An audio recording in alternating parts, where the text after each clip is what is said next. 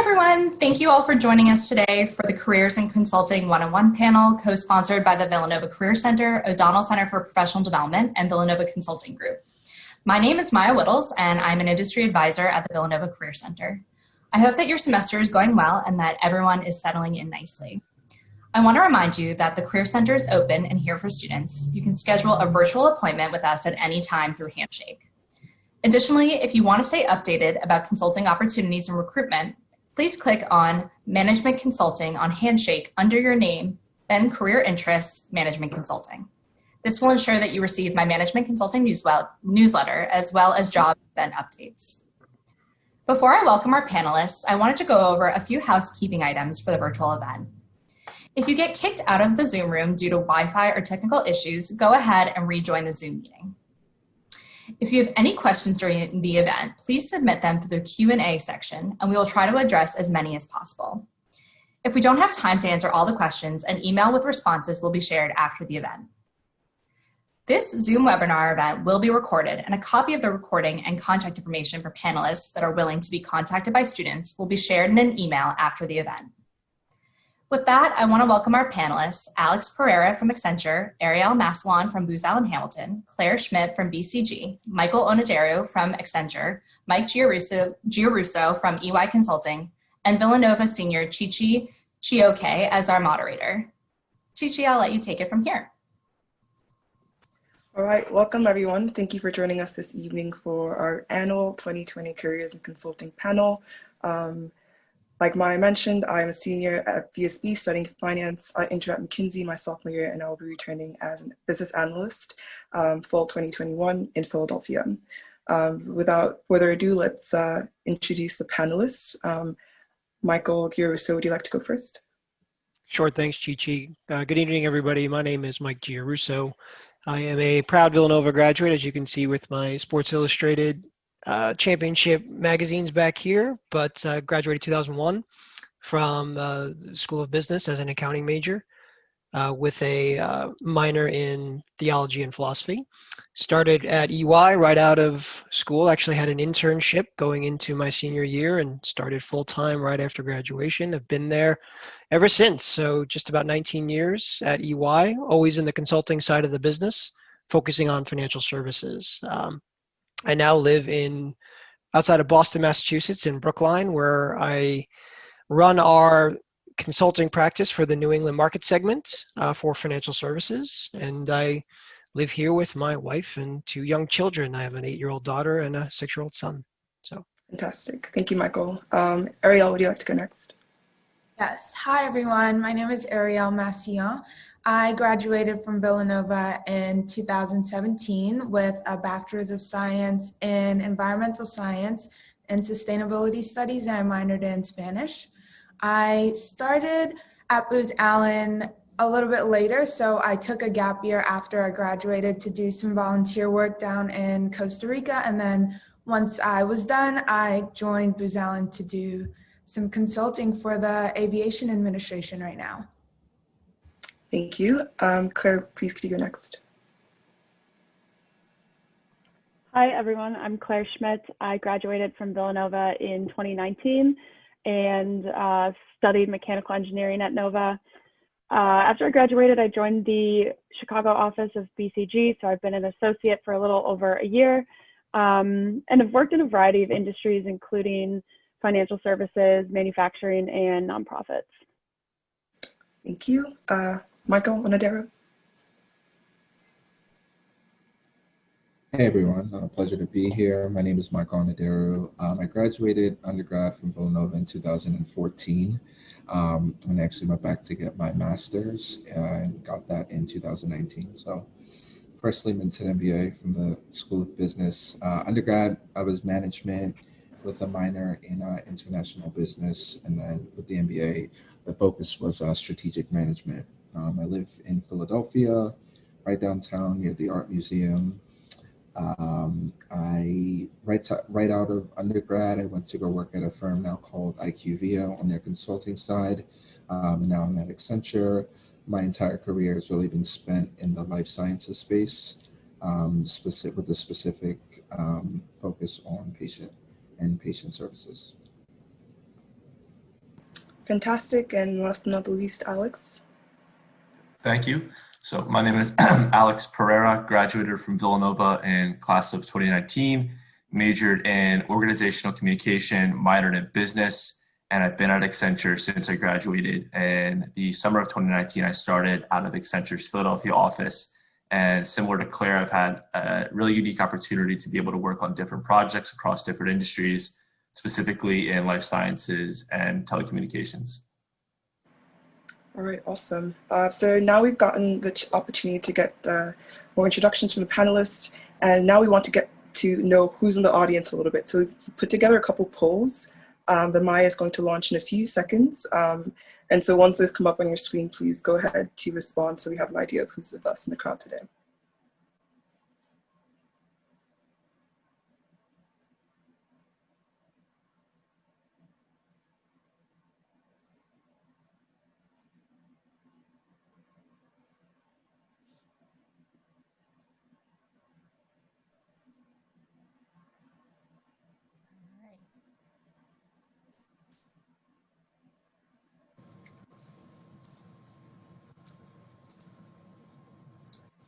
Okay, so as it seems, most of our attendees rather, are joining us from Villanova, a couple people from home, and we have 1% from other location. All right, we have a couple more questions that will come up shortly.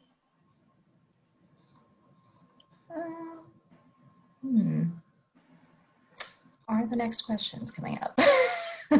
No problem. Hold on one second. Ah, I see. Okay.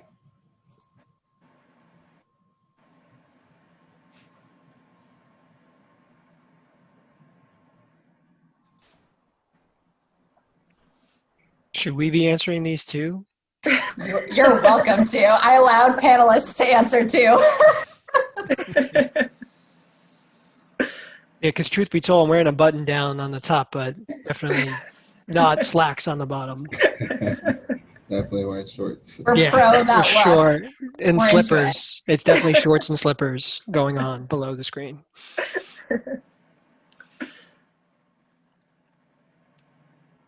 All right. Okay. Most of our attendees kind of have the similar thing going on: business on the top and pajamas at the bottom. I'm also guilty as charged. Mm-hmm.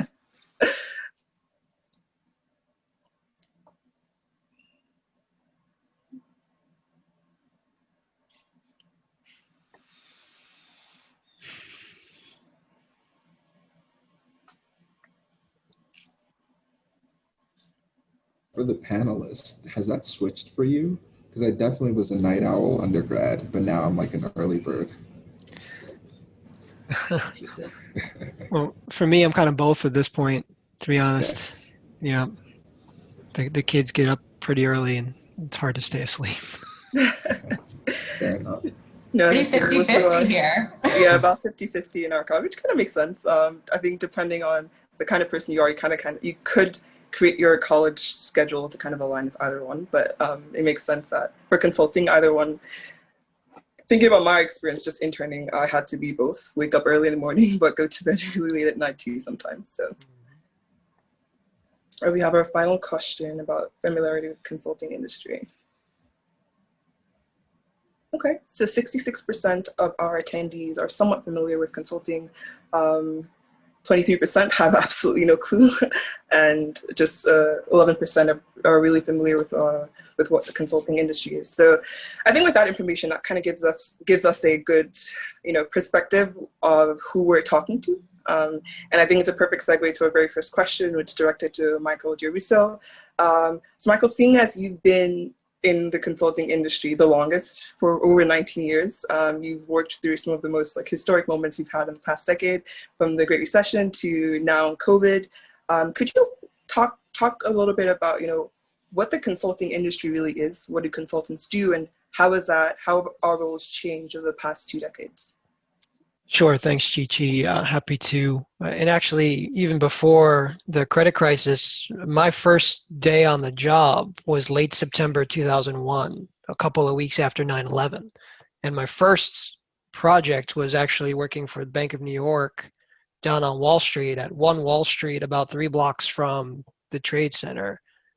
which was still burning at the time when we were down there, helping them with a disaster recovery, doing a lot of cash reconciliation type of work. And that kind of leads me to, when you talk about what is consulting, consultants are problem solvers.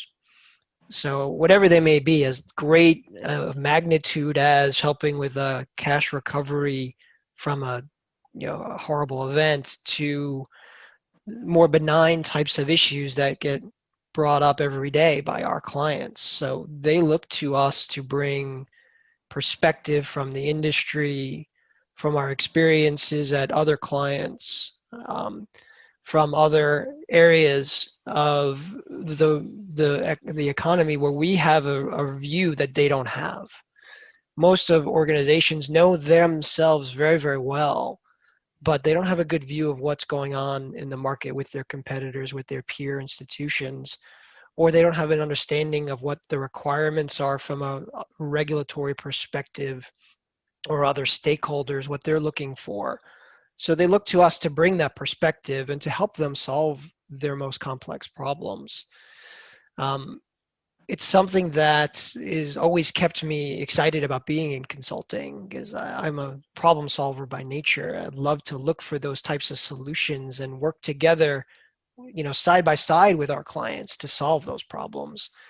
And they can take many forms, from in financial services. I heard people working in life sciences and other sectors around the world, and they all have their types of problems. They all have unique solutions that we can help bring to bear for them. And it's what makes consulting, to me, just most exciting. Every project's a little bit different. Every client's a little bit different, and why I've stayed in this industry for so long. You're fantastic. Thank you so much for that, Michael. And then moving on to the other Michael, thinking about, now we have a good, our attendees kind of have been given an insight to what the consulting industry really is and how that's evolved over the past couple of years. Could you talk us through some of the skills you think are really important for consultants to thrive within the industry, and what students should be doing right now to start honing those kinds of skills? Yeah, no, absolutely. I think it's a great question, and it's probably a question that students have obviously thought of themselves and probably looked up. So many people that answer this question, including myself, would always say, like, you have to be a self-starter, you have to be analytical, you need to be diligent. So there are a lot of, not necessarily cliches, because they are true in terms of the work that you need to do that makes you a good consultant.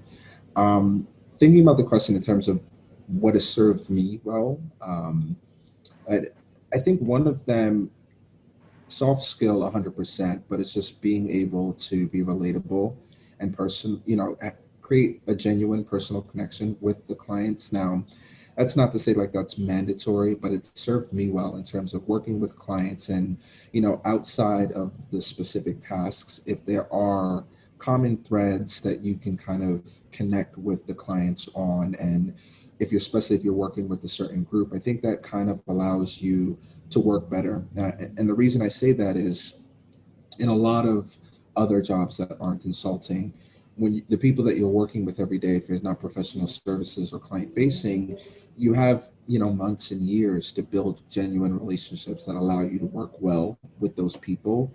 But in consulting, you can be on a project for 6 weeks, a couple of months, and I do think that being able to have a personal connection with people allow you to work better. So if that is something that you're able to do and step out of here's my specific task, but let me get to know this person and see if there's a connection here, I think that can serve you well, would be one.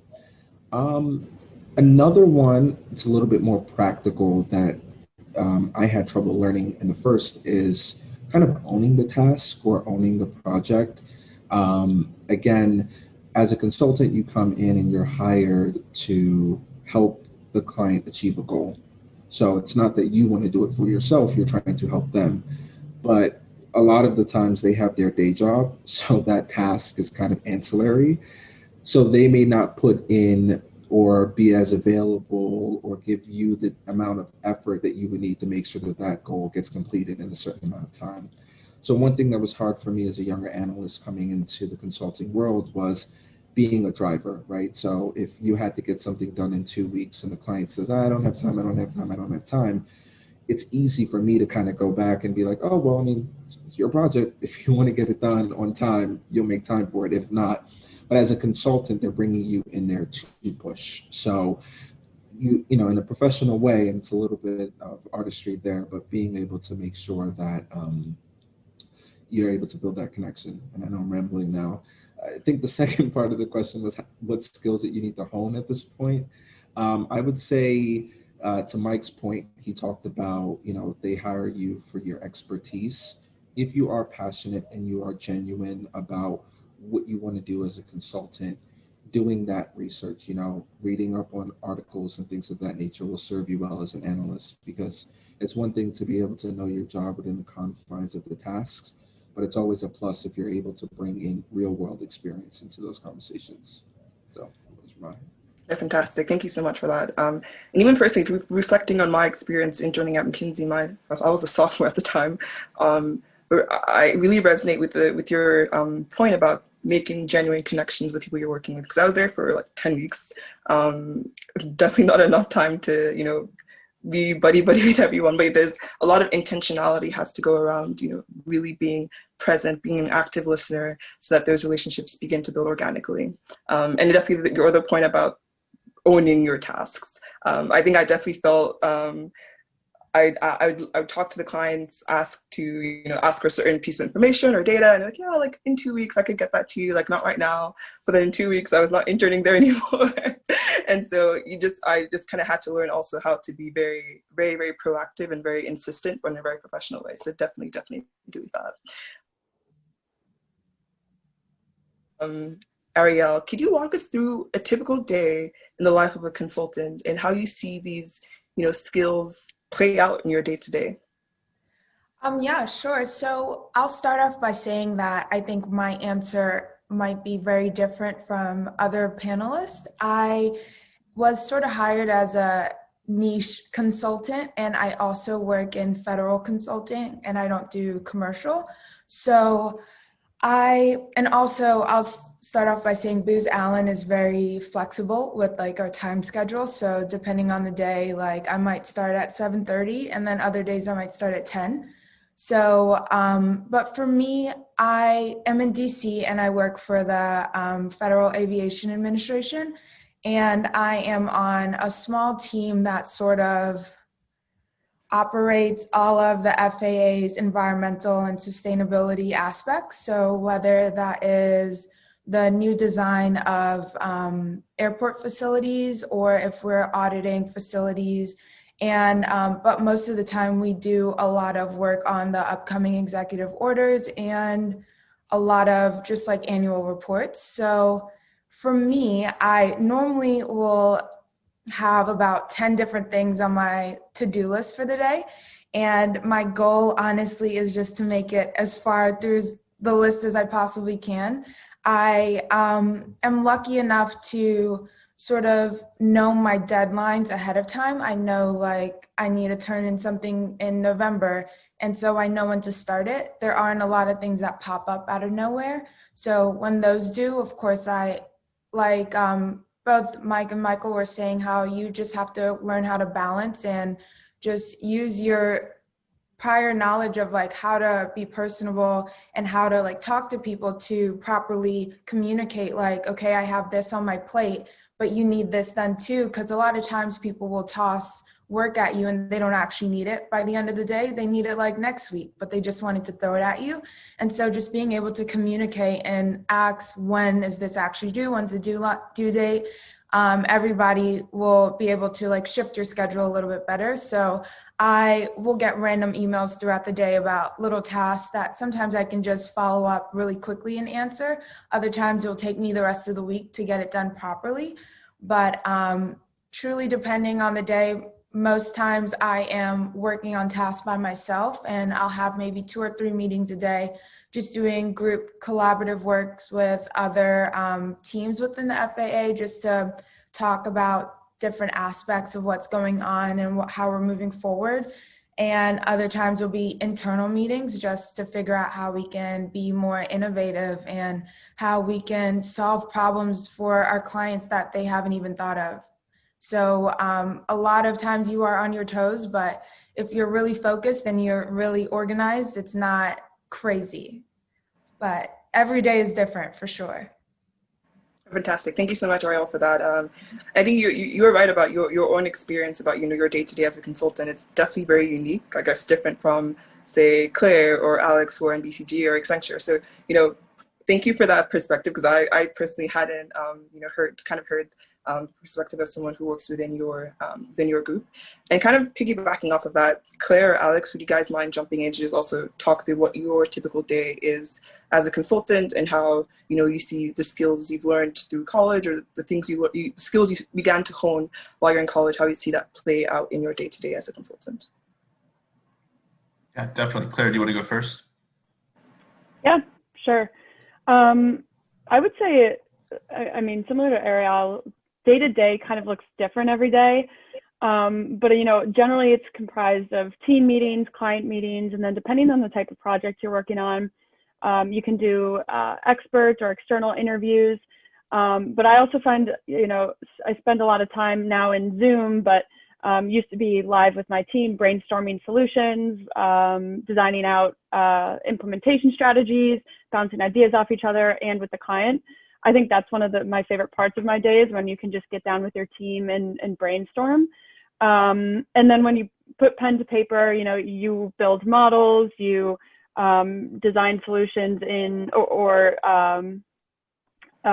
decks in PowerPoint to help communicate to the client too. So it's a lot of variety, and that's what I really like about it. And of course, in a lot of consulting firms, there is a fair amount of travel, not anymore, but it's a good way to break up your week, which I really enjoy too, and get closer with your team.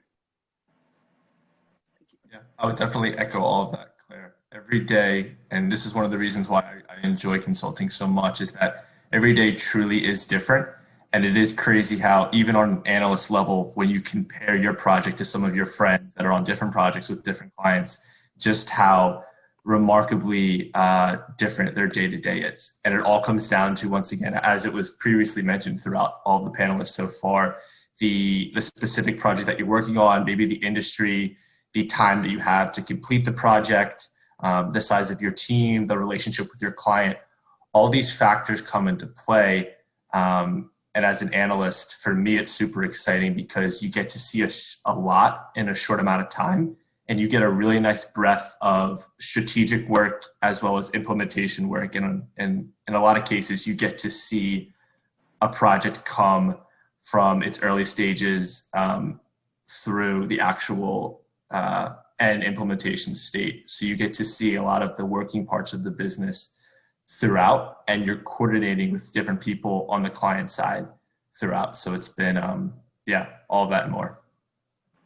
Fantastic. Thank you both for that. So to kind of stare off a little bit, Alex, as a comm major at Villanova, what would you think influenced your interest to pursue consulting? And just additionally as well, what do you think what were some of the obstacles you faced transitioning from being in college and then entering into the consulting industry, and how did you overcome those? Or how are you overcoming those every day? Yeah, absolutely. That's a great question, Chi-Chi.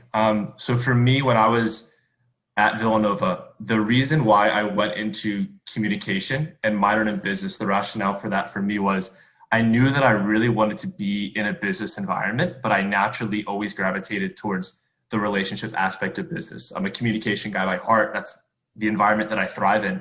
And for a while I said, hey, maybe that's a career in sales or real estate, essentially that path where you're not going to the same desk every day, and you're doing the same type of work for 8 hours and then you're going home.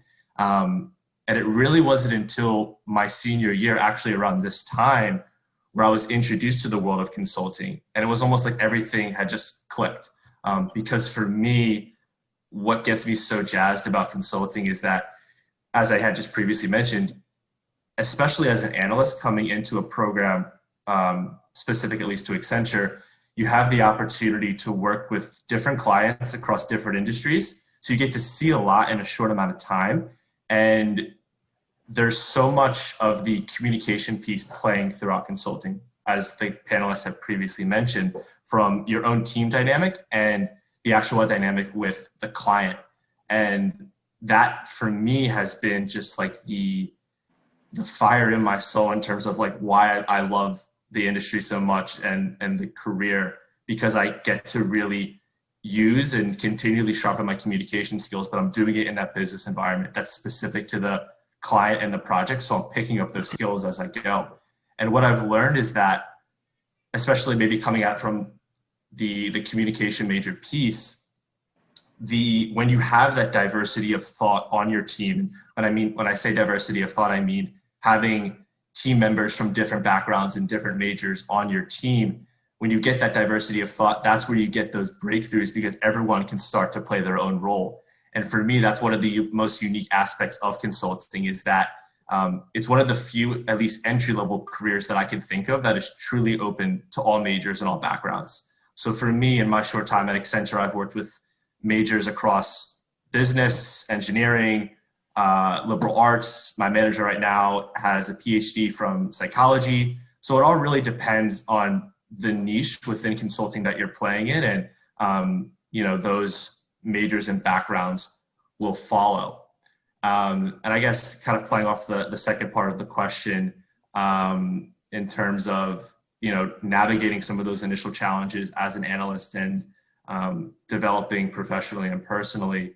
For me, coming in, I wanted to just have an open mindset, because at least within Accenture, there are so many different paths and opportunities that you can take and do work within. So I wanted to have an open mindset to the different types of work within Accenture. And what I knew that whatever role I had, especially when I started, I wanted to just be a sponge, take in as much information as I could, ask as many questions as I could, and basically embrace this mindset of fail fast and learn from your mistakes and just continue to grow from there. Because I guess, since every day is unique, you're always going to be presented with a different challenge, but at the same time, it's a new learning opportunity. Fantastic. Thank you so much for that, Alex. I could not agree. If I may, I'd love to just chime in there, because I think, Alex, you hit on something that I say quite a bit, this whole concept of diversity of thought. I use that exact terminology, because if you get 5 accountants in a room, they're going to answer the question like an accountant, or 5 engineers, they're going to solve the problem like an engineer. But if you get a communications major, a philosophy major, an accountant, an engineer in a room, you're going to get more innovative answers and solutions to the problems. Right? And that's proven out study after study. And that is something that I think has evolved over the last 20 years that I've been in consulting. We've started to see all organizations look to different majors and different backgrounds to bring in, as opposed to just focusing on only finance majors or only accounting majors. I know at EY, we've absolutely broadened the types of majors we look for in our consulting practice as we've grown over the last 15 years plus. So I agree completely with what you're saying. And I love seeing, poli-sci majors, communications majors, because a big part of consulting is, how do you communicate? How do you take complex ideas and information and present them in a simple way that can be understood by different people? And having that ability, and a lot of times different disciplines like poli-sci or communications or econ have a lot of practice at doing that exact thing. So it was cool to hear you say that whole diversity of thought. I use that line all the time.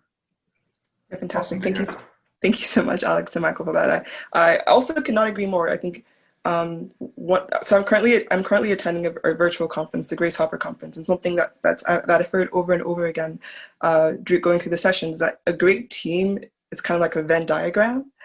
So everyone kind of has their own complementary skills, but there is an overlap in the sense of like problem solving skills, critical thinking skills, communication skills, but they're all kind of each their own individual person, and having that diversity of thought always leads to a more innovative and just different type of solution. So definitely agree with that. And then my next question is for Claire. So reflecting on your own, on your experience going through recruiting for BCG, what were some of your challenges that you faced? How did you go about it? And what advice would you have for students who, probably don't know much about consulting and are looking to go into consulting, and how to kind of navigate that process? It's a good question. And like Alex, I kind of found out about consulting late into my senior year. Early in my senior year, but late compared to when a lot of people start looking and studying for interviews. And so the biggest piece of advice I would say, if you're very new to consulting, still kind of trying to figure out if it's right for you, or if you're interested in it, definitely do a little research about for sure what the different firms, but also about the interview, because Chi-Chi, like you said, the interview process is pretty different than you might see in a lot of other industries.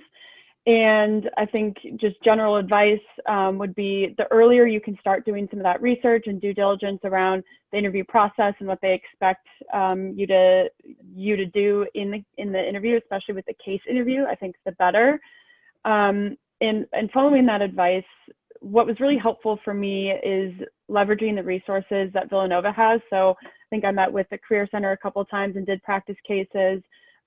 People at Villanova Consulting Group that were also going through the recruiting process, we would do case interviews together live, or just, bouncing ideas or thoughts, or studying together.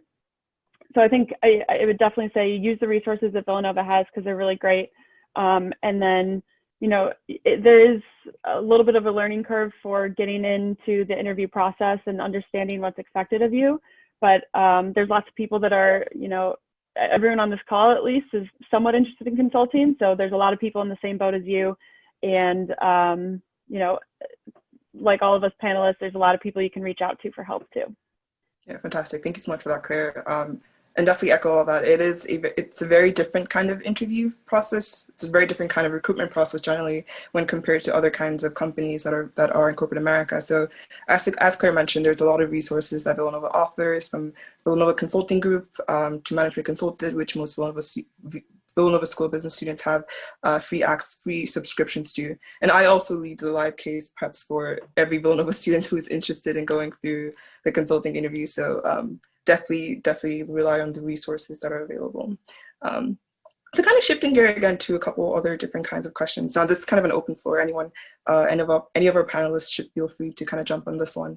Can you tell us about some of the most exciting or the most impactful project that you've worked on in your time working at consulting? I mean, I can go first, Gigi.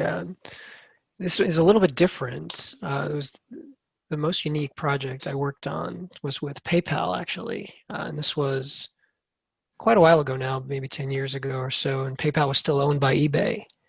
But at the time, you weren't able to use your PayPal account to check out on an airline website, say delta.com, and they really wanted to do that. So PayPal at the end of the day is a merchant processor, like a credit card.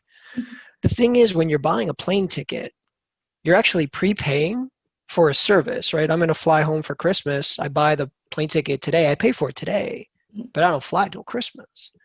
So I'm prepaying for that service. What happens if I go to fly on Christmas and the airline doesn't exist anymore? It went out of business. Well, what happens is the credit card and merchant processor actually refunds your money for lack of service that was rendered, and they have to go after the airline to be made whole.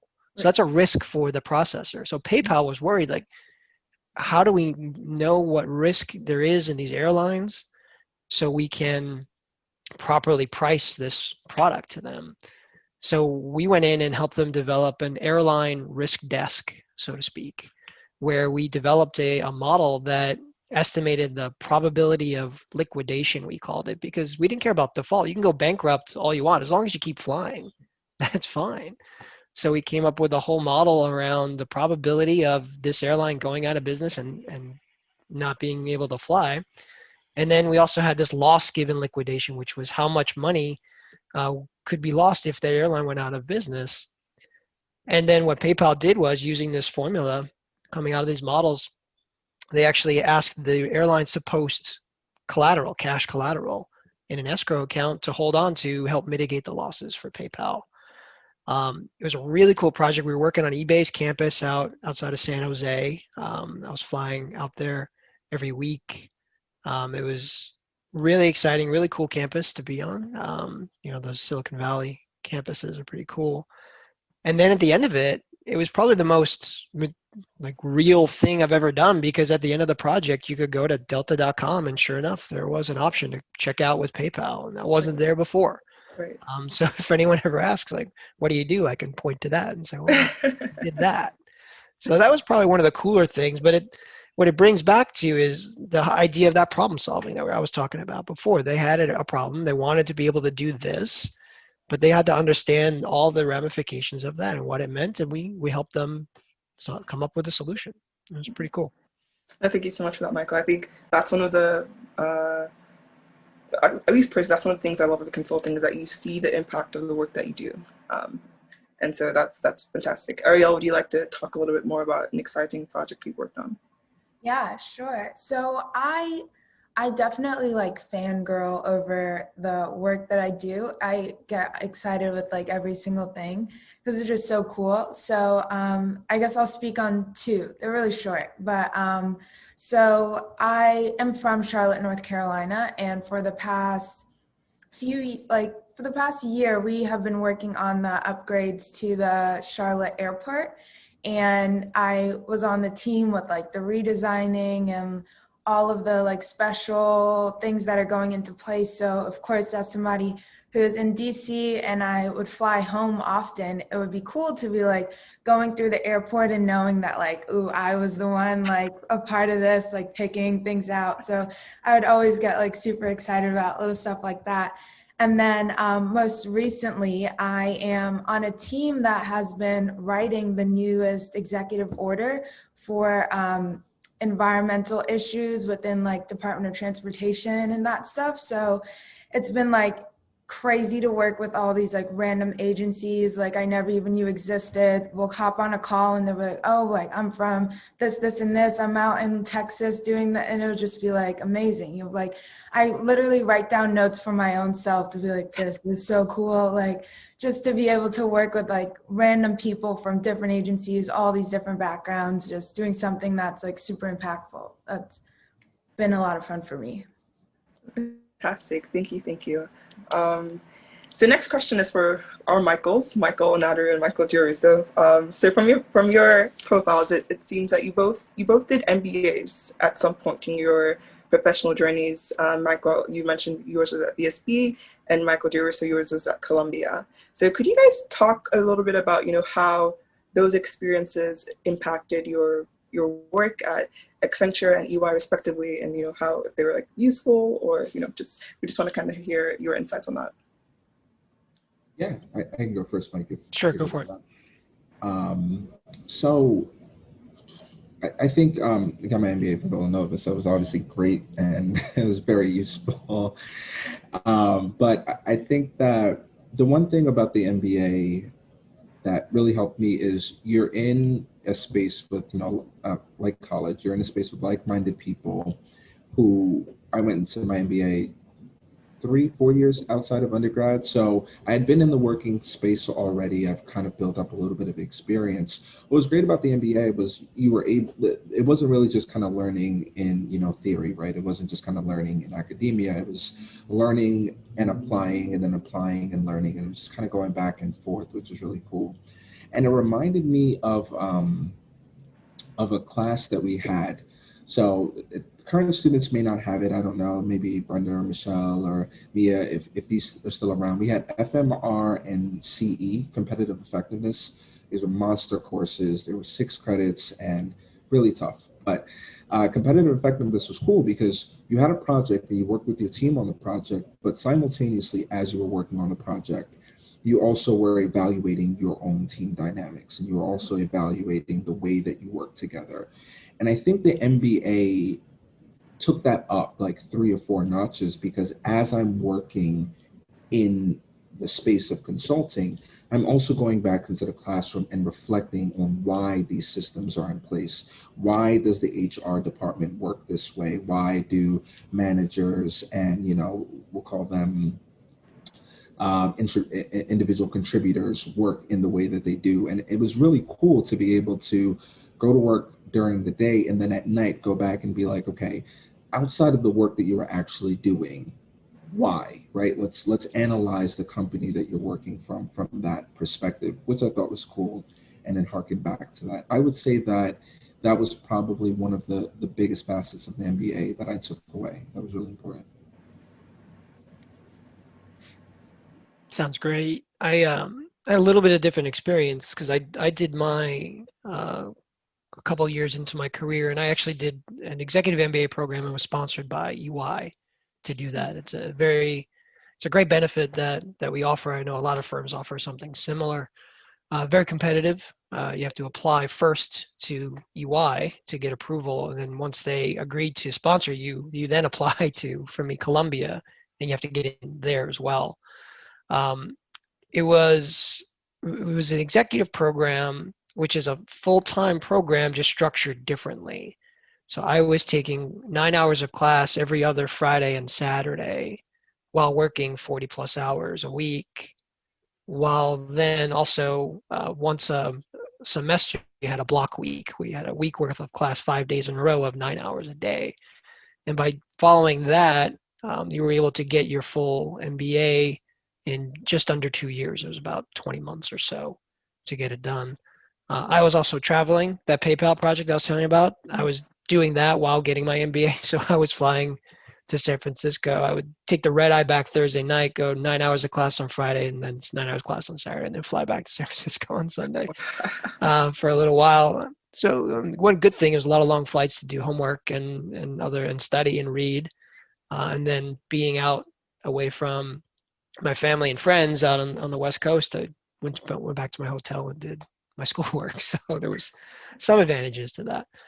But I would say for me, I was excited to be sponsored by EY. I knew that I wanted to stay at EY. So what I focused on within my MBA was how can I build out some skill sets for senior management, right? To be a leader within the firm. So I looked at things like behavioral economics, behavioral finance, managing organizations, like trying to understand how to motivate people, how to operate within a large organization, and build out kind of my vocabulary and skill sets in those areas.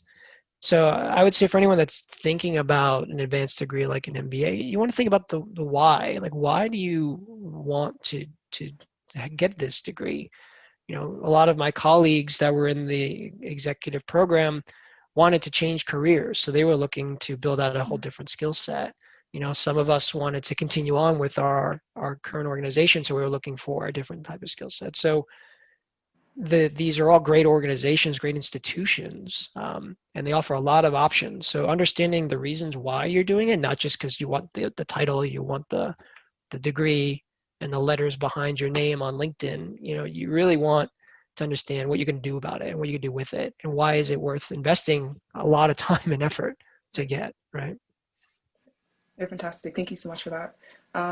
So the next question is kind of for all our panelists. Everyone should feel free to hop onto this. So, on so many fronts, 2020 has been a difficult year, from like the global pandemic that's taken the lives of so many people and has normalized remote work to the social unrest that's kind of rocked the US.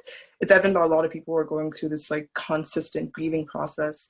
And from each of your respective firms, what have they done to, provide support for the employees during this time and, still keep people engaged and,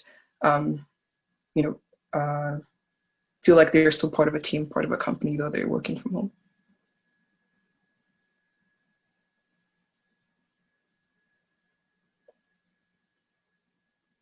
Anyone can jump in to start with this one. I can start. I would say what I've been really happy with is that, they recognize that a lot of employees, but also more broadly around the world, people are really anxious. It's harder to deal and let out stress when you're at home. Maybe you're working in the same room or chair, like myself for the past couple months. And they realize that it's harder to channel those things when you're not interacting with coworkers, or just have mix up in your day of commuting or traveling during the week. One thing I've been really happy, well, I guess two things, more from that mental health perspective. We've started to see more initiatives that help to allow people to take more time off. or, you know, more on the day-to-day, making sure that there's no internal meetings on Fridays afternoon to make sure that people have the opportunity to start their weekend early, or decompress if possible. The other thing, and I can probably say this is true for a lot of, you know, not just consulting firms, but firms across a lot of industries, is that a lot of executives are starting to get into more conversations about diversity and inclusion, especially around race and equity in the workplace, which I've been really excited to see. You know, I can speak to the BCG front of having a seat at the table in public forums. But I think the cool advantage we have as consultants is you can also help to start and integrate those conversations with the clients too, just to have a broader impact on what are these conversations people are having, both within our company, but also the clients that we're supporting.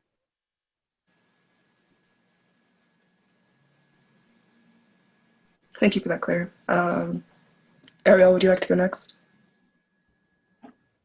Yeah, so Booz Allen has actually done, in my eyes, an amazing job with handling everything that this year has thrown at us.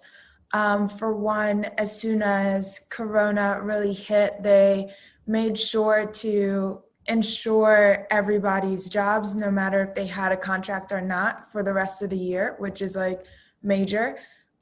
They also have like put aside a lot of money just in case any of the employees or their family members got COVID, so they could help pay for any of their bills. And then on top of that, we've been doing bi-weekly seminars within our teams, and then a broader one within the whole corporation, just to talk about different things that are going on, talk about different areas where we would like to see the company grow, and just to speak and get your ideas off. So they just really want to hear from everybody and just are really actively working to change whatever needs to be changed. I think, like Claire, our company is setting aside time for us to take more mental health days and just adding more holidays and giving us more extra personal days, just because they are realizing that, you know, life is hard and things come up, and they just want everybody to be as safe and healthy as possible. So in my eyes, I think Booz Allen has been doing really great with that. One thing, Chi-Chi, I would say that EY has been doing that is different than anything else I've seen in the last 20 years, particularly around the social injustice and anti-racism, is not only are we literally putting our money where our mouth is, we're investing $1 million a piece in several historically Black colleges and universities. We're also investing several $1 million in philanthropic organizations around the country that are dedicated to solving social injustice and leading anti-racism causes.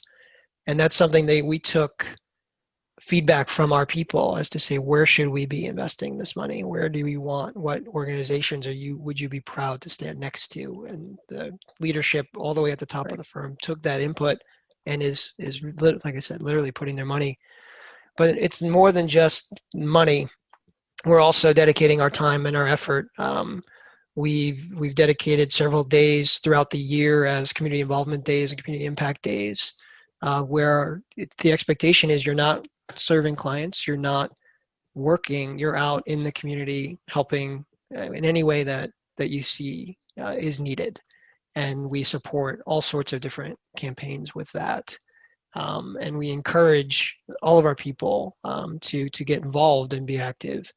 We had several folks attend the March on Washington a couple of weeks ago, and then but the most important thing is they came back and shared their experience with our teams here. We had big town halls here in Boston where people shared their experiences of the march, pictures, and it was really emotional. It was really something. It's not like anything I've seen. Firm like this taking such a vocal and real stance, and I'm really proud of what we've done. That sounds fantastic. Thank you so much for that. Michael and Alex, would you like to jump in? Yeah, I can go first. It's hard. I think with the COVID situation, one of the callings to consulting are the perks, right? I think we all hear you get to travel and get all the points and, eat out at these restaurants and you get a per diem and all of these things, and they just kind of go away in an instant, right? You're at your desk doing the same work, the same hours without any of those perks. So it's hard. And I don't think, at least at Accenture, I don't think anyone's really figured it out yet in terms of how to create that same want. I mean, we've done things that are cool, like we'll have like specialty virtual happy hours where we'll bring in like a special bartender, so they'll tell you to go out and like get some things, or they may send some things to you and then you can like, make something or food and things of that nature. I know that at somewhere else they had sent out like a pizza making kit and doing things like that. So you try to create that inclusive atmosphere, but it isn't easy. So that's kind of trying to create the fun. You also have to deal with some of the issues, and I know that Accenture has, great benefits, and a lot of them pertain to childcare. So trying to switch the childcare from your child actually physically being there to creating a virtual program for kids. So now you can block out parts of your calendar, and then you have Accenture dedicated teaching personnel to teach kids, and they kind of group them in buckets for different very ages to help those who are working at home have their children still attend classes, even if the classes, in their community are still trying to figure things out. But yeah, so there's a lot going on there. As far as a lot of the social unrest, I think that, so Accenture, 500,000 people, we're basically a country. It's tough to get, so many different people to kind of buy in and kind of understand it, especially if it's an isolated pocket. So, we started with like a top-down perspective where we had like kind of, global corporate town halls getting smaller, and assigning people in leadership to lead those small conversations. I know that 3 or 4 people kind of raised their hands to take a group of 20 or 30 people to reach out to specifically to have conversations, and then turning those conversations into actions.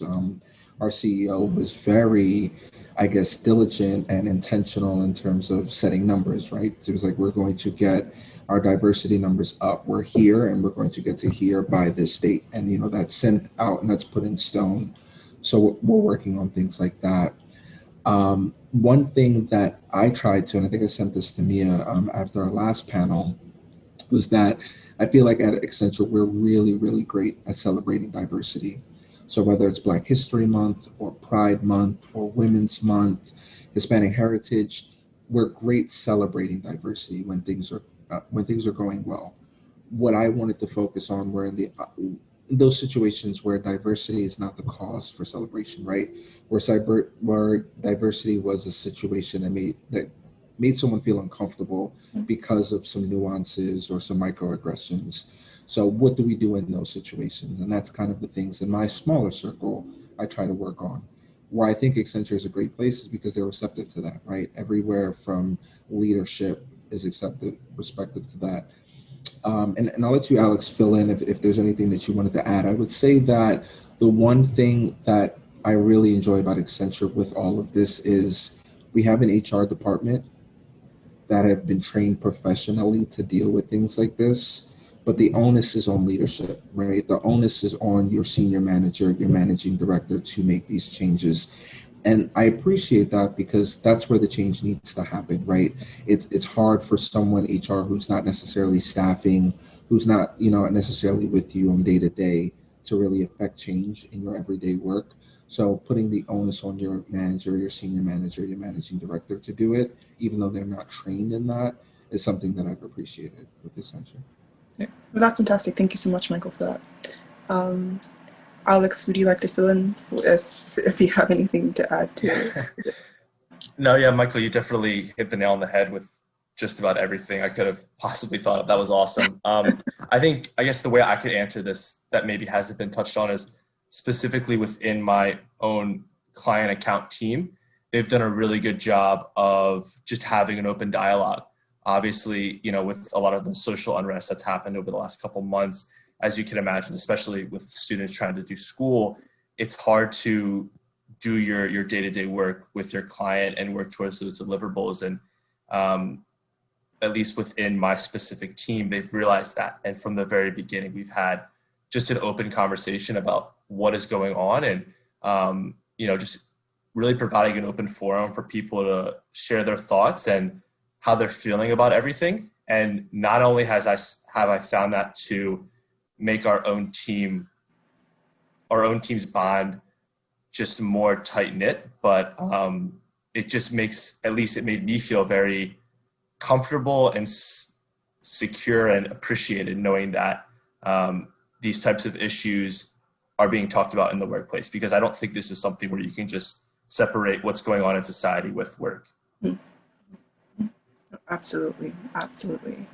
Thank you all so much for really diving deep into that question and talking us through about what your different firms have been doing to support you and support the society overall. I definitely agree with Alex's point that it's kind of difficult to separate the person at work and the person outside of work. They are essentially the same person. So I do appreciate that now that a lot of companies are beginning to recognize that and are beginning to put a lot more resources and thought in place to kind of make people feel comfortable at work and outside of work. So that's fantastic. And we just have 2 more questions before we kind of go into our Q&A, because I'm sure our attendees have a couple of questions to ask the panelists. And 1 or 2 people who could jump on this one, not on these last 2 questions. Not everyone kind of has to, if they don't have much to add to that. Reflecting about what we just talked about concerning DEI at the different firms, how has this changed your own direct work with your clients? How are clients receptive to these kinds of conversations, or is this really something that's only happening within the firm?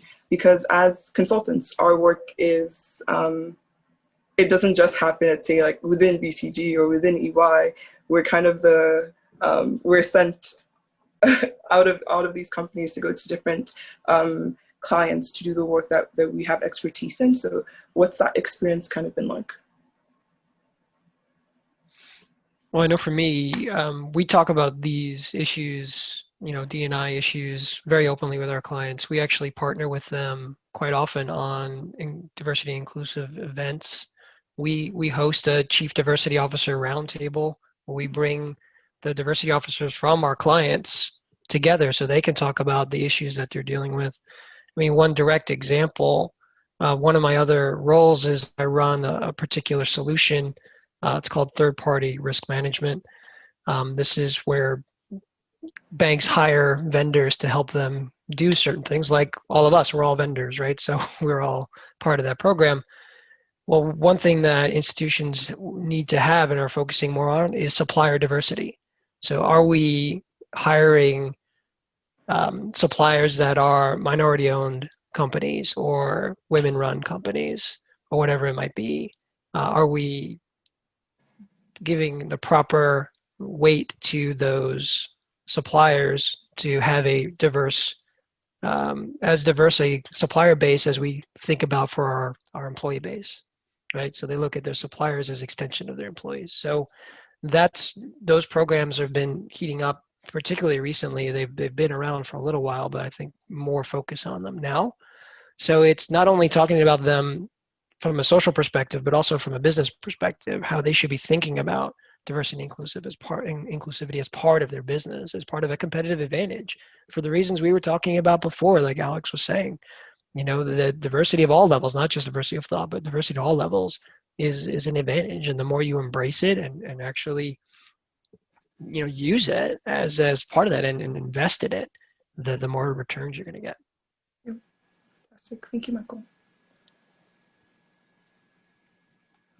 Well, if no one else would like to jump on that, we could just segue into our final question. Thinking about your respective experiences working within consulting from, a couple months to 19 years, in like 1 or 2 words, what do you love the most about your job?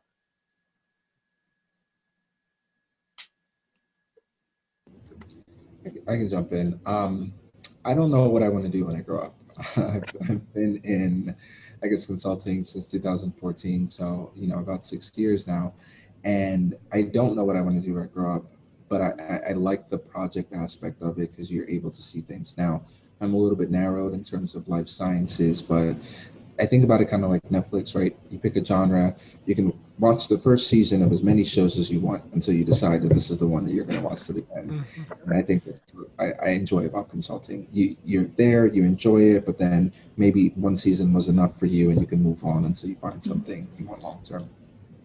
Fantastic.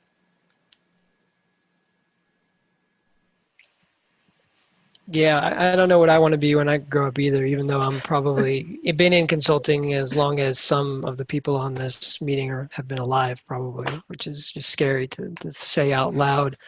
But at the same time, I've been with one firm for 20 years almost, but I've probably had 6 different jobs. That kind of opportunity is what really has kept me coming back and staying and getting up every day excited.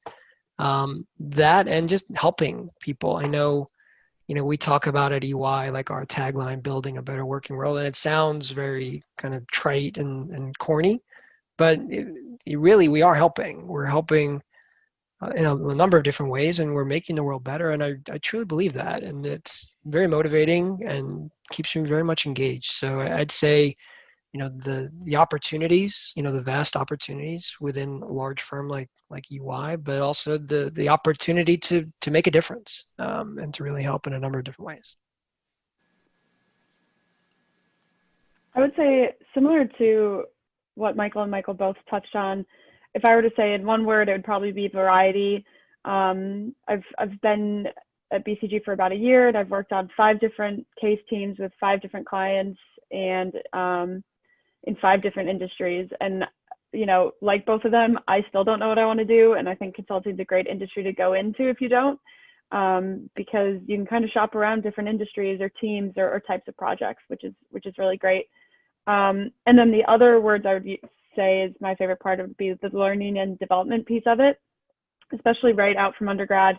It's an awesome opportunity to be exposed to senior clients, work on those soft skills, but also analytical modeling, all types of incredible learning and development skills that can set you up for really a career in any field that you want to go in after consulting, or if you want to stay consulting for a while.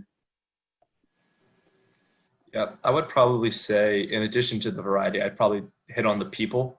For me, I've been very lucky to work with managers and people that are in levels above me that not only appreciate the work I do, even as an entry-level analyst, but empower me to take on more work and take those calculated risks and give me opportunities where I have opportunities where I'm able to interact and manage a relationship with the client. And to be 22, 23, 24, to have those opportunities, it's super exciting. And what I've found is that not only do I get to do really interesting work, but I enjoy the people that I'm working with. And it just makes the whole process much more fulfilling and enjoyable. Yeah, building off of what Alex said, I would definitely say the relationships, not even within my regular team, just within the company. I think everybody, and you can see this like across the board of consulting, everybody is just so eager to learn and excited to talk to new people and just see new opportunities. So it's always awesome to just form new relationships with people who are doing something completely different and just to learn from them and hear about different experiences. Yeah, fantastic. Thank you all so much for being present and active during this during our panel, and really diving into these questions head first. I'm really, really thankful, and I'm sure all the attendees here have taking a lot of wisdom from the past hour that we've been having this discussion. And so we're going to go in now into the question and answer part of this panel.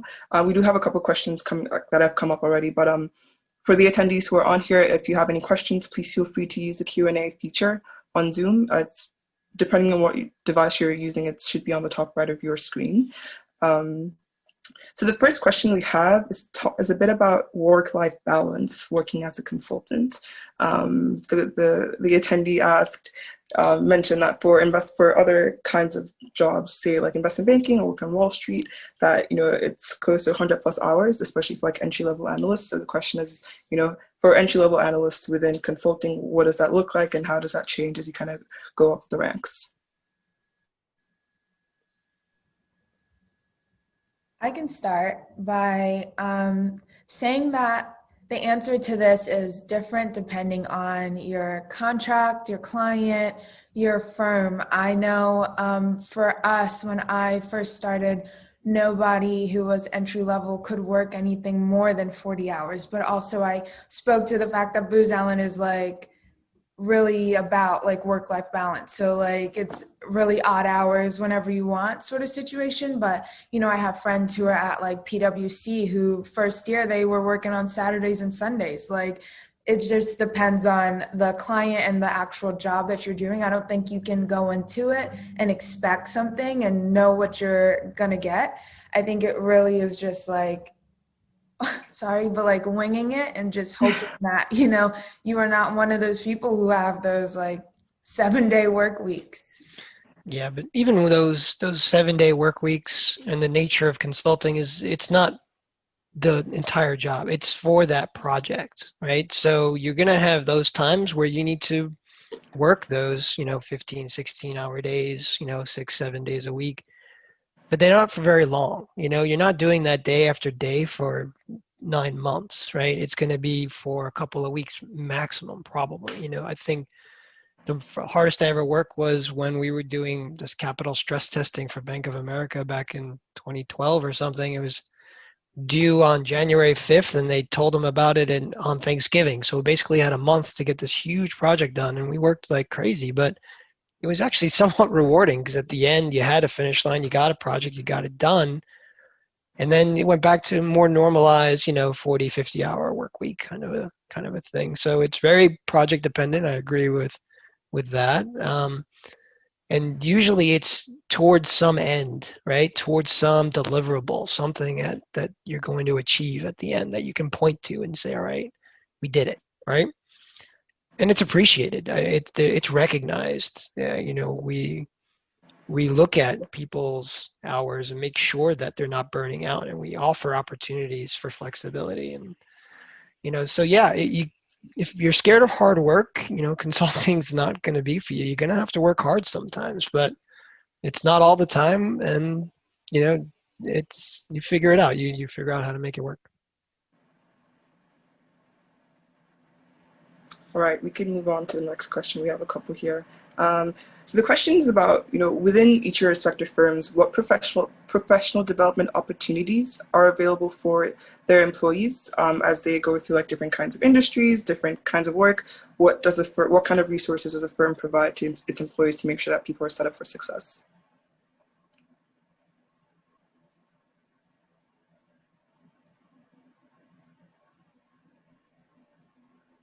I feel like I'm doing a lot of talking, so please others jump in.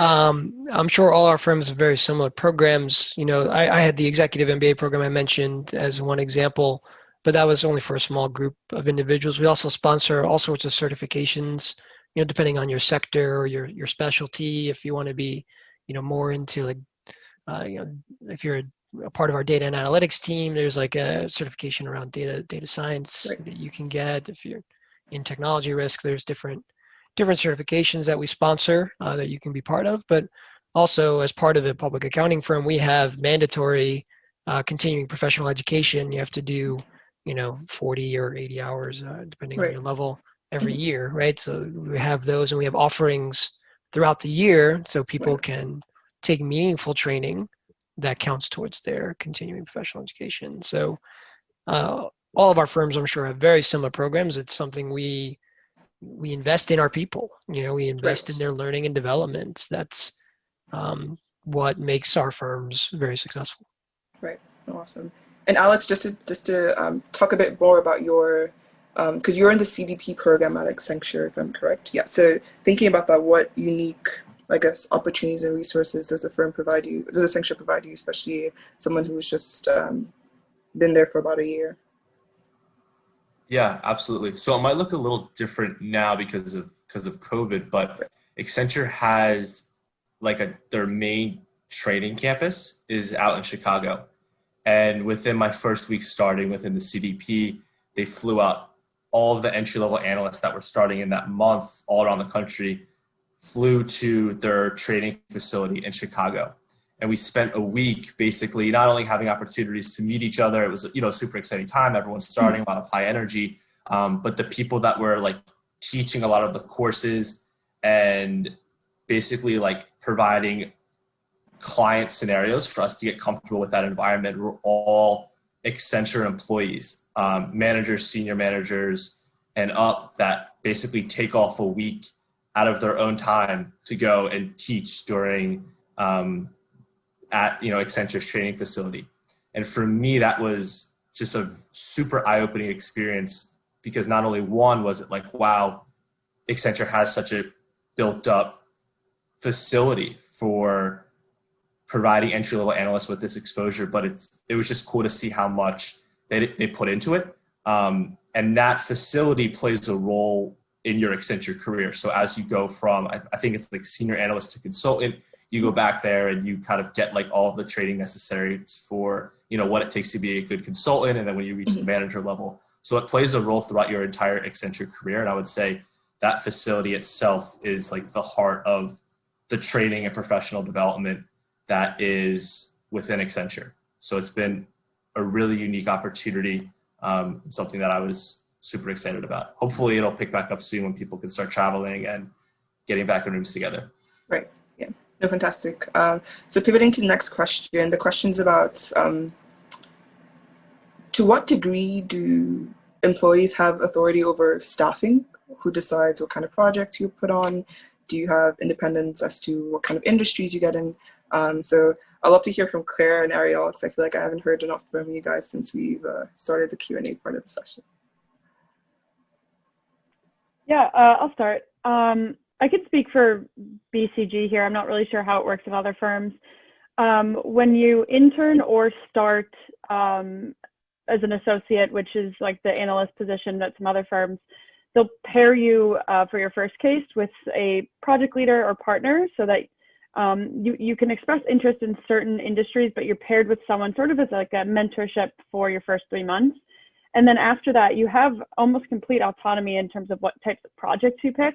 The caveat to that is it's somewhat dependent on timing. So it depends on when projects are kicking off and how many associates or consultants are looking to staff and, regions. So there's a lot of those dependencies, but, if you have interest in working in manufacturing, for example, you can definitely get on a manufacturing case. If it's not the first one you can pick, it's maybe the second or third because of that timing piece. But yeah, I can speak to my project right now because it ends tomorrow. So right now I'm talking to a bunch of partners who are looking to staff, and I can kind of decide what industry I'm interested in and talk to the project leaders, understand what their work style is like, and kind of really pick where I want to land next. At Booz Allen, I would say we're kind of different. When you get hired, you're either hired directly to what we call the bench, which is basically a space where you interview random people, just talk to a lot of people within the firm to see what contracts are out there, what other teams are doing, and see if you can get yourself onto a contract, or you are hired directly onto a contract. I was hired directly onto the contract, and I've never been on the bench, but my first contract that I was hired on, I actually hated it. And so unlike a lot of consulting firms, we don't have case studies. We just have, random contracts that go and come. Some are 10 years long and some are only a few months. So it depends on who you talk to and what sort of area you want to be in. For me, my contract that I was placed on was something that has been going on for the past 10 years. So this was something that was pretty consistent. I joined and I realized that this was not something I liked. And I immediately had to start sort of like advocating for myself and putting myself out there, meeting different senior associates and different VPs that could have a little bit of insight on what contracts are going on and who I could talk to see if they needed help on their contract. So I was able to get on another contract that just needed an extra person. And so that is the contract that I'm on now. And I've been able to, I guess, flourish in that sense. But I would say for us, it's not as easy to be on something that you love or that you expected to be on. It's sort of a fight because a lot of contracts just don't have the money to have an extra person on it, or the project that you want just maybe like winding up. So for you, a lot of times what happens is like upper management will try to place you on different contracts that you just might not be interested in. And unless you can, advocate for yourself and talk to different people, you will be stuck on that contract. So I think in that sense, and I'm sure this goes with a lot of other firms, you have to be very strong about your feelings and advocate, because if you don't advocate for yourself, then nobody will, and nobody will understand what you want. So make sure you have a game plan and you are very, personable. You go out and you talk to people, because anytime like a random person might fall out of a contract and they just remembered your name, and you'll just be able to slide into a contract that you actually really liked. Thank you so much for that, Claire and Arielle. So pivoting to the next question, someone asked about, I guess pre-COVID, at your respective firms, what options are there to be staffed on international projects?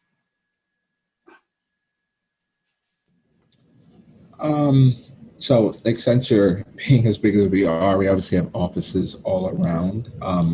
We do try to employ a regional model though. So I think like most companies, specific offices kind of have a geographical location or regional location in which that office usually hires people for to kind of service the clients in that area. So that's first and foremost. You're probably going to be, I don't know if it's like that for every firm, but I would assume that the location in which you're staffed, there's probably regions in which you're, dedicated or earmarked for.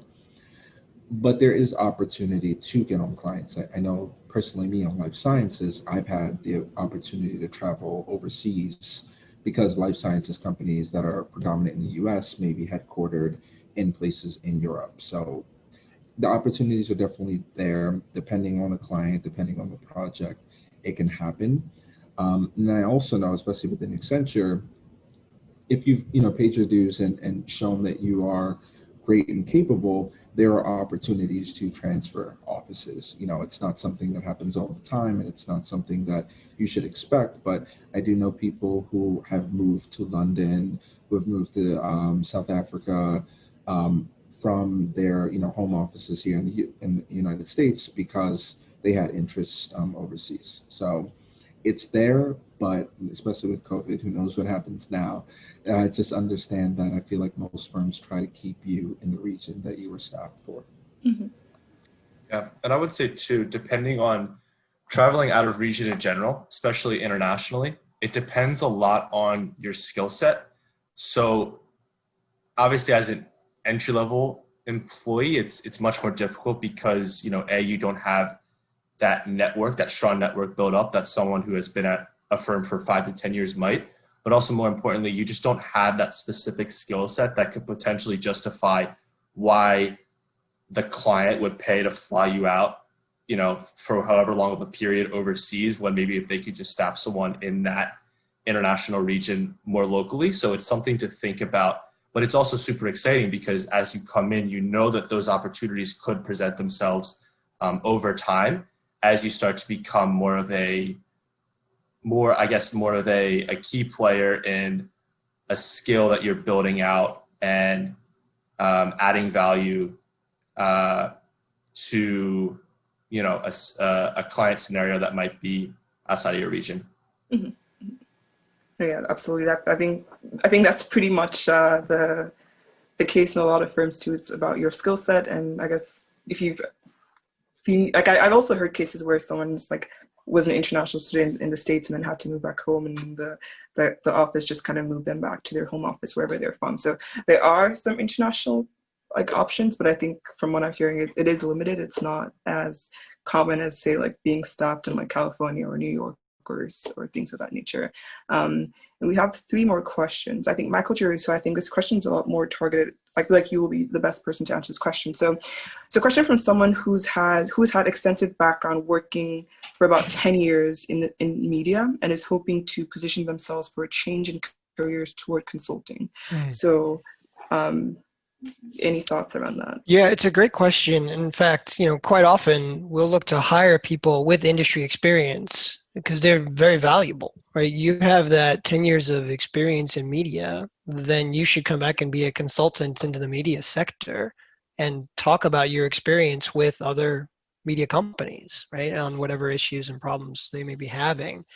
It's a very, it's a great source of intel for us, and where we look, not only do we look to hire undergrad brand new people coming right out of school, but we love hiring experienced hires. We have a whole experienced hire program to bring in people exactly like this with 10 years experience. I sit in the financial services sector. We hire ex-bankers, ex-regulators that focused on banks and the like, and they're usually can be very successful.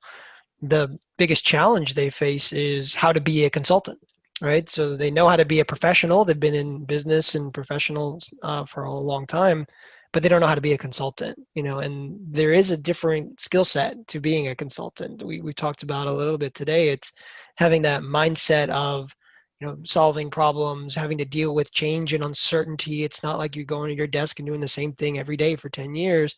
It's, every project's different, every client's a little different. So building that skill as well. So you might not come in at a level that's commensurate with somebody that spent 10 years in consulting. So 10 years in consulting, you're probably like a senior manager type of a level. They might bring you in a level down so you can learn your consulting skills and then quickly move you back up to that level of experience. So I would say focus on, if you wanted to change your careers into consulting from an industry like the media, you want to focus on your ability to take your knowledge and convert that to insights that you can share with other clients, with who will be your customers from a consulting perspective, and then building out how to be able to convey that information in a way that is very easily digested by those people, right? So it's a great advantage to have that kind of experience when you're applying for those kinds of positions. Fantastic. Thank you so much for that, Michael. And then 2 more questions.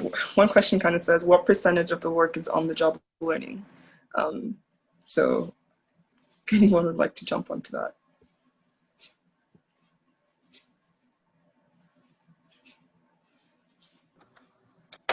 I would say, from my perspective, I've learned at least all of my technical and working skills just on the job, which was a bit of relief, because coming in, I was a bit anxious that I maybe didn't have the necessary skills to do the job at hand, whatever those skills might have been.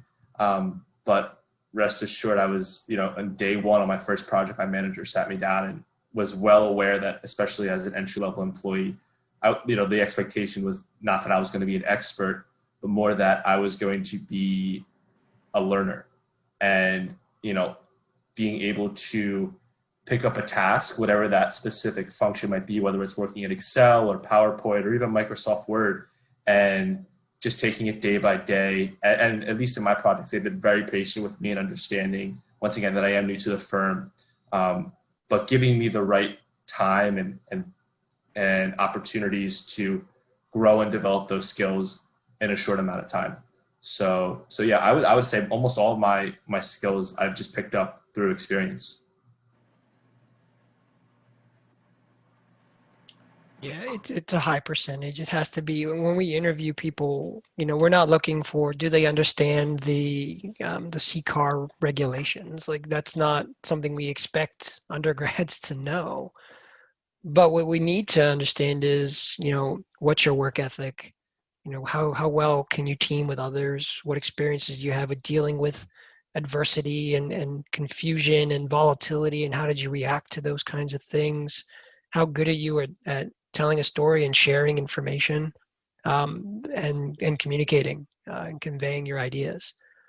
Those are the skills we expect you to come in with some base, technical capabilities, particularly around your Microsoft suite, maybe some coding depending on the type of role you're applying for. But the rest you'll learn on the job. You'll learn what, stress testing means and CCAR and all this stuff, all that technical stuff. You'll learn it on the job. The key, like Alex said, is to be a learner, to be curious when you're there. Ask the questions, learn about it, and then as you move up, you'll gain that expertise. Yeah, I certainly echo those sentiments by Mike and Alex. I mean, fresh out of college, you're 21, 22, maybe 23 if you've done some additional schooling, and you're sitting in rooms with executives of Fortune 500, Fortune 100 companies, right? So they're paying a premium for you to be there to tell them something that they can't do themselves. So I think just it's rewarding to be in those spaces at such an early point in your career, but the expectation is not that you're some genius whiz person that will figure everything out. You're going to have people like Mike there to kind of take you under his wing and guide you in terms of the right things to say and how to navigate those spaces. But it's going to be a great learning experience because being in that room and the depth and breadth of knowledge that you get from just being in that space is second to none. So not to worry about not having the experience beforehand, but look forward to that. Yeah, awesome. Thank you so much for that. And our final question, well, I guess this is a good way to kind of end this. What are some, we touched on this a little bit during our discussion, but what are some interview tips? What's the best place to start for someone who has absolutely no clue how is just really getting their foot wet for the first time with consulting and they don't know where to start from?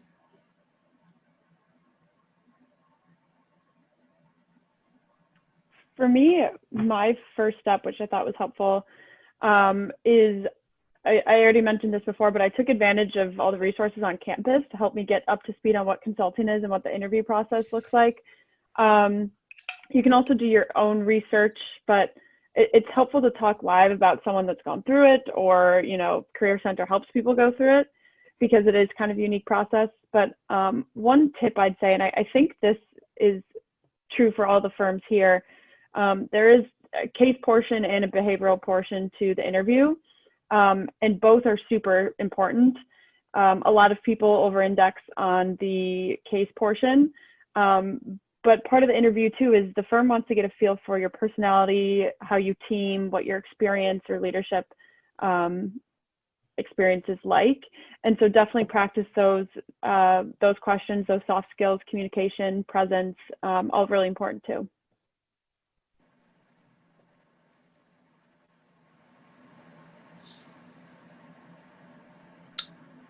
Would anyone else like to add to that? I would say, in addition to all of the on-campus resources, I found YouTube to be really beneficial, believe it or not, because for me, there's just a plethora of different videos and hours of content on everything from what is consulting to specific videos on each of the firms. A lot of the firms have their own YouTube channels, so you can get probably as close to possible about like hearing from actual employees about their experiences on the firm. And also, I found it super beneficial to watch mock case interviews that were filmed. So basically it was like, just as it sounds, there'd be an administrator and then someone actually taking the case, and they would just have, like, it's like a 25 to 45 minute conversation, and you can just watch it and get an understanding for the flow of the conversation, what types of questions they're asking. And then in a lot of the videos, they actually break down like why this was a good answer, how he or she could have answered it better. So a combination of both on-campus and external resources, I would say, would be a great start. Absolutely, could not agree more. And so even after the panel discussion today, all the attendees are going to get an email with contact information to the Villanova Consulting Group, as well as all the other resources that are available at Villanova for people who are interested in consulting. But as Alex and Claire and everyone else has kind of echoed through their different responses, it's, you want to have conversations with people who are familiar with consulting, rely on the resources, And I think for the cases, honestly, it's all practice. No one really is born an expert caser. It doesn't really work like that. It's just consistent practice and going at it. My very first case, that was absolutely horrible. I figured that I had no shot going to consulting, but it's really just being consistent at it and practicing and figuring out what are your strengths and what are your weaknesses, and really honing in on that. But no, we've come to the end of our session at 7:31, just a minute over. Sorry for taking an extra minute, but thank you so much, Claire, Arielle, Michael, and Alex. It's been so wonderful having all of you here today to kind of chat through what consulting is, what your favorite parts of your job are, and how our attendees can get, for those who are interested in going into consulting, how to best have the best shot going into the industry. And to everyone at the Career Center and the Consulting Group and the CLAS Center, thank you so much for putting this together. I'm sure all our attendees had a fantastic time here, gaining a lot of wisdom from our panelists. So thank you all very much, and have a wonderful evening. Great job, Chi Chi. Thank you so much Thank for you. moderating, Chi Chi. We so appreciate it. And thank you to all the panelists that joined us. Absolutely. Bye, everyone. Have a great evening. Thank you. Thanks, everyone. Thank you. Thank you.